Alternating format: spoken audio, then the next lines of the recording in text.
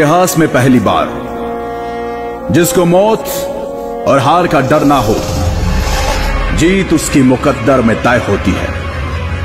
यह कहानी है एक ऐसे वीर पराक्रमी योद्धा की जिसने ना सिर्फ पूर्वोत्तर की रक्षा की बल्कि मुगलों के गुरूर को भी कुचल डाला। The legend of Lachit Borphukan. Bharat का वो हिस्सा जहां सूरज सबसे पहले दस्तक देता है। पूर्वोत्तर 17वीं सदी, जब पूर्वोत्तर की राजधानी हुआ करता था रोंगपुर शिवसागर। मुगल सल्तनत की पैरवी करते हुए मीर जुमला ने राजा जयध्वज सिन्हा को परास्त किया, जिसके पश्चात उनकी अकाल मृत्यु हो गई।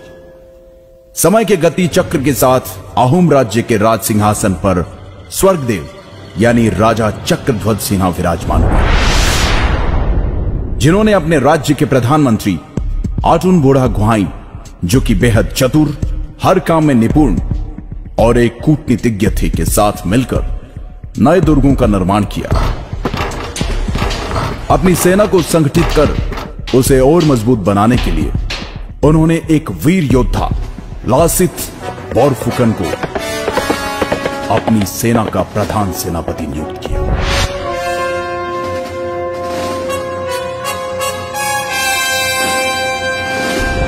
जो कि ऊपरी असम के पहले बोरबरुआ मोमाई तामुली बोरबरुआ के बेटे थे। लासित हर तरह के युद्ध कौशल में सामर्थ्य रखते थे। सेनापति नियुक्त करते वक्त राजा चक्रध्वज सिन्हा ने लासित को एक सोने से निर्मित हैंगडांग यानी तलवार उपहार स्वरूप दी। चक्रध्वज सिन्हा ने धीरे धीरे आसपास के सभी राज्यों से मित्रता के संबंध बनाने शुरू कर दिए और मुगलों के साथ की गई संधियों को तोड़ना शुरू कर दिया। यह सुनकर मुगलों के फौजदार फिरोज खान ने इस विषय को गंभीरता से लेते हुए राजा चक्रध्वज सिन्हा पर दबाव बनाना शुरू किया और चेतावनी दी कि अगर तुमने हमारे साथ की गई संधियों को ठुकराने की कोशिश की तो इसका परिणाम बहुत ही भयानक होगा। उधर इन बातों की परवाह किए बगैर प्रधानमंत्री आटुन बोड़ा गुहाई और प्रधान सेनापति लासित बोरफुकन ने मिलकर पहले छोटी छोटी जगहों पर और फिर अगस्त 1667 को गुवाहाटी पर भी फतह हासिल कर, जिसके तहत मुगलों को पीछे हटने पर मजबूर होना पड़ा। और तब राजा चक्रध्वज सिन्हा ने कहा था, अब मैं सुकून से 2 मुट्ठी चावल खा पाऊंगा। वहीं दिल्ली में बैठे मुगल सल्तनत के बादशाह औरंगजेब को जब इस बात का पता चला तो वो बौखला गया और 19 दिसंबर 1667 को एक विशाल सेना जिसमें 5000 बंदूकधारी, 1000 से अधिक तोपें, नावों का एक बड़ा बेड़ा, 30,000 पैदल सैनिक, 15,000 तीरंदाज और 18,000 तुर्की घुड़सवार शामिल थे, जिसकी कमान उसने राम सिंह के हाथ में देकर कहा, जाओ और जो भी हमारे सामने सर उठाने का साहस करे उसे कुचल डालो। फरवरी 1669 को राम सिंह रंगामाटी आ गया और अपनी विशाल सेना के साथ उसने फिर से गुवाहाटी पर कब्जा कर लिया। तब लाचित ने कहा था कि यह बड़े ही दुख की बात है कि मेरे प्रधान सेनापति रहते हुए मेरा देश भयंकर समस्या से जूझ रहा है। मैं अपने राजा और प्रजा को कैसे इस संकट से मुक्त करूं? कैसे मैं अपने पूर्वजों के मान और सम्मान की रक्षा करूं? उसी दौरान राम सिंह ने एक चाल के तहत बाण के जरिए राजा चक्रध्वज सिन्हा को एक पत्र में लिखा कि लाचित ने हमसे गुवाहाटी खाली करने की एवज में 1 लाख रुपए लिए। एक बार तो राजा को लाचित की ईमानदारी पर शक हुआ, लेकिन प्रधानमंत्री आटुन बोड़ा गुहाई ने समझाया कि लाचित देशभक्त है और यह उनके खिलाफ एक षड्यंत्र मात्र है। लाचित के देशभक्ति की मिसाल इस बात से भी लगाई जा सकती है कि मुगलों पर नजर रखने एवं युद्ध नीति के तहत लाचित ने गुवाहाटी के नजदीक दुर्ग बनाने के काम की जिम्मेदारी अपने मामा को दी थी और कहा कि कल भोर होने से पहले यह दुर्ग तैयार हो जाना चाहिए। मामा ने कहा, आप निश्चिंत होकर आराम करें, सुबह तक काम हो जाएगा। आधी रात को लाचित की बेचैनी बढ़ गई। उनसे रहा नहीं गया और वो दुर्ग का काम देखने चले आए।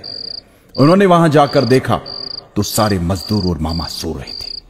यह देखकर लासित की आंखों में खून उतर आया और उन्होंने गुस्से से मामा को उठाकर कहा, मामा, मैंने आपको कहा था कि काम रात भर में हो जाना चाहिए।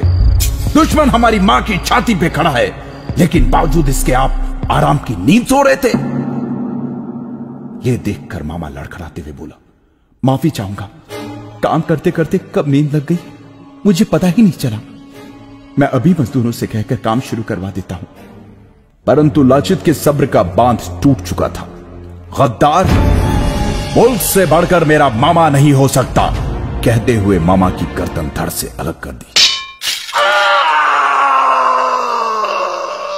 और रातों रात उस दुर्ग का निर्माण करवाया, जिसके कारण मजबूर होकर मुगल सेना को जल युद्ध के लिए तैयार होना पड़ा, जिसमें कि मुगल सैनिक बहुत कमजोर थे। इधर बहुत तेज बुखार से जूझ रहे लाचित को अर्जुन बुढ़ागुहाई ने कहा कि तुम्हारी तबीयत बहुत खराब है, इस हालत में तुम युद्ध पर नहीं जा सकते।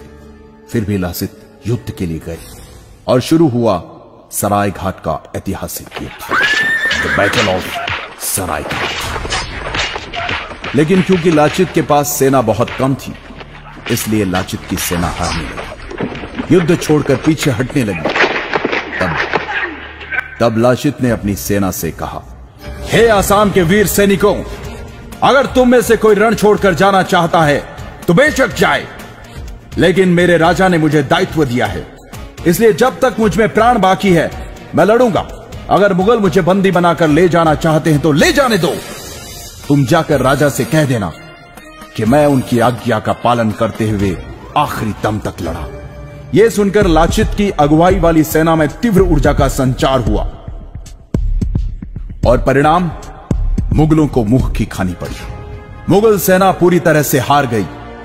यह देखकर मुगलों के नेतृत्व करने वाले राम सिंह ने नतमस्तक होते हुए कहा, मैंने अपने जीवन काल में अनेकों युद्ध देखे और लड़े, पर ऐसा पराक्रमी वीर योद्धा जो जान से ज्यादा अपनी मातृभूमि से प्यार करे, जो युद्ध के हर क्षेत्र में पारंगत हो, आज पहली बार देख रहा।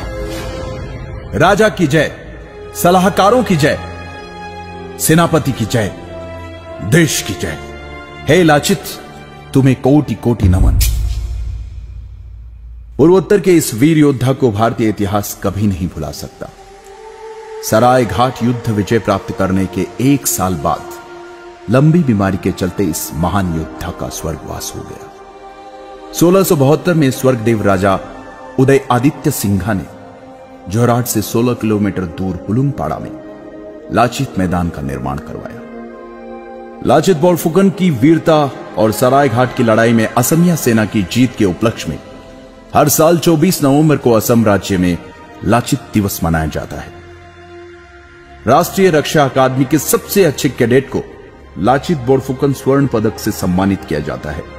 वतन के लिए अपने प्राणों की परवाह न करने और असम के इतिहास के निर्माण की नींव कहलाए जाने वाले ऐसे महान योद्धा को शत शत प्रणाम।